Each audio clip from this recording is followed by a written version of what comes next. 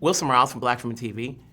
Each of you have done a fair amount of work on different projects in New York City. How different was this? Did Spike take you to places you had not gone before, whether it be Brooklyn, Bronx, or even Manhattan? I made 5 movies with Spike, so he didn't take me anywhere. He ain't been before. Maybe not that particular block. I've taken him some places he ain't never been before. But, obviously, New York belongs to Spike, and New York loves Spike.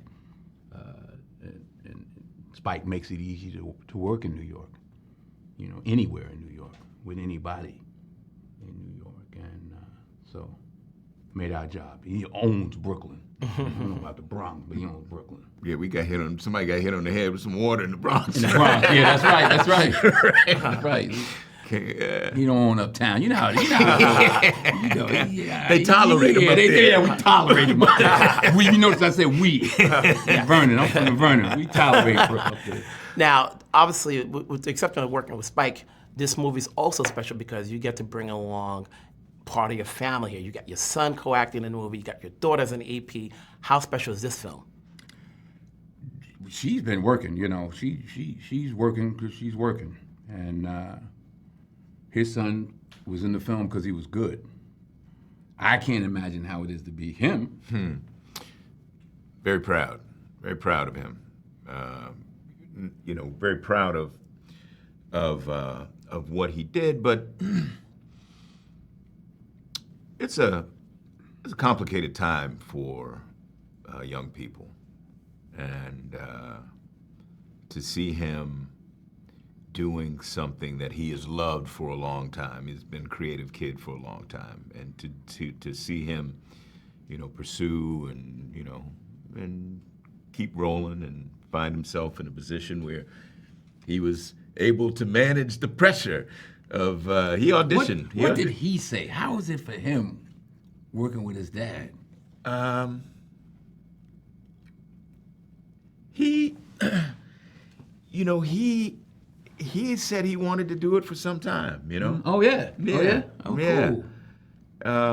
And it's a complicated thing, though. It's got to be. And the way that you have, with JD, have kind of balanced with John David. We haven't done it yet. We haven't worked together yet. I mean, we haven't, But but what you have done is he has found his way, right. Right.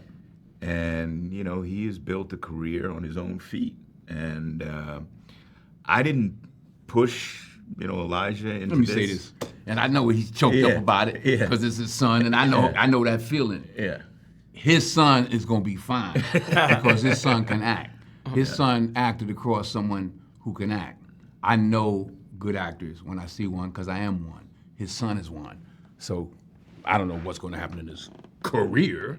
You know how that goes. Of course. But, of course. Within the film, are David and Paul boys, or is it more like employer-employee? No, I think that's one of the questions. That's the problem. That's one of the tensions. I love the way, Spike kind of translated the relationship from the Kurosawa into this relationship. The Kurosawa is very specific to kind of Japanese culture in the 60s, that kind of caste, driven hierarchical thing. There's a hierarchy here as well, but it's specific to our culture. And I think it was done in a smart way that gave a lot of openness. It opened the door for questions like that, because I think that's a valid question. And it's one, maybe for you to answer, Wilson, more so than us. But if we have done something that,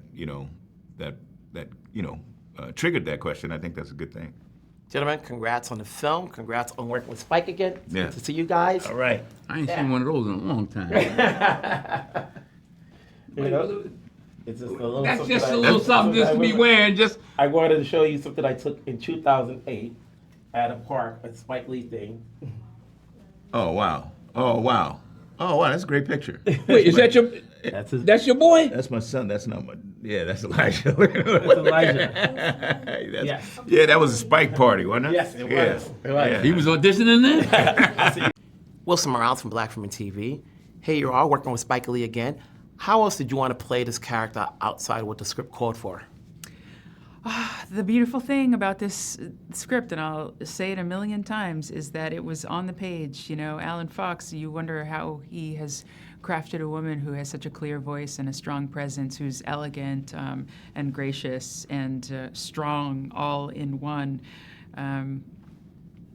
So I didn't have to do a whole ton of imagining or digging when I was kind of getting to know Pam.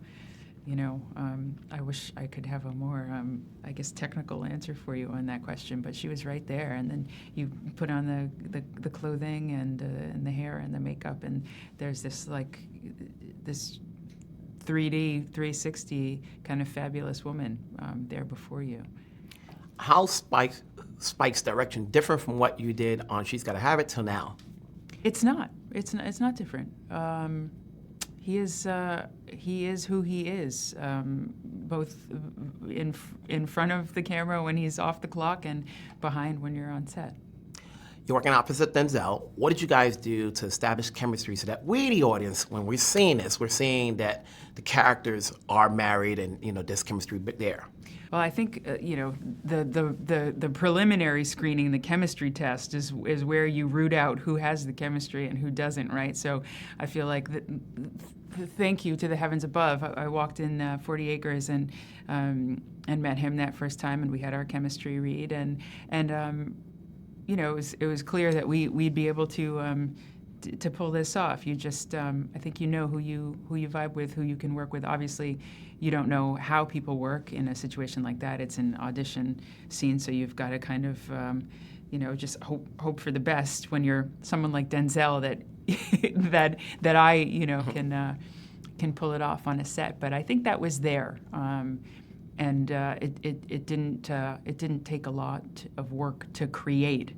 But then as you move through the process of filming, you obviously you get to know each other better, and you develop a rapport, and you become friends.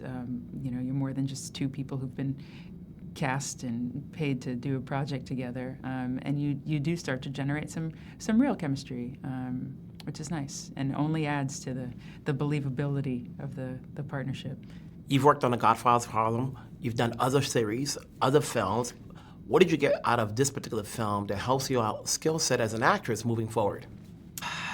Whether, I realize specific things that Denzel has taught, or it's just kind of through osmosis. I think when you work with someone like him, and Jeffrey Wright, you watch them, and if you're smart and open and know what you don't know, you receive their performances and their work ethic a little bit like a sponge. Just, a fraction of it would make you a better actor. So when it comes to Denzel, just knowing his character so well inside and out that he could riff and improvise at the drop of a dime, I think maybe I've become a little bit better at doing that. But we shall see. The next role will tell. Mm-hmm. A Spike Lee, Denzel Washington collaboration is always going to bring out an audience. But besides that, why else should people go see Highest to Lowest? Because Akira Kurosawa directed one of the best cinematic experiences movies of all time, and this is that, but done by another legendary filmmaker. So less about Spike and Denzel than the film itself and the genius of the storytellers.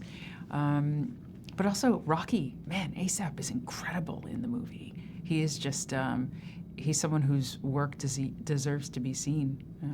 And yourself. And thank you. Yes, of course, you should see the movie because I'm in it, obviously, but that goes without saying.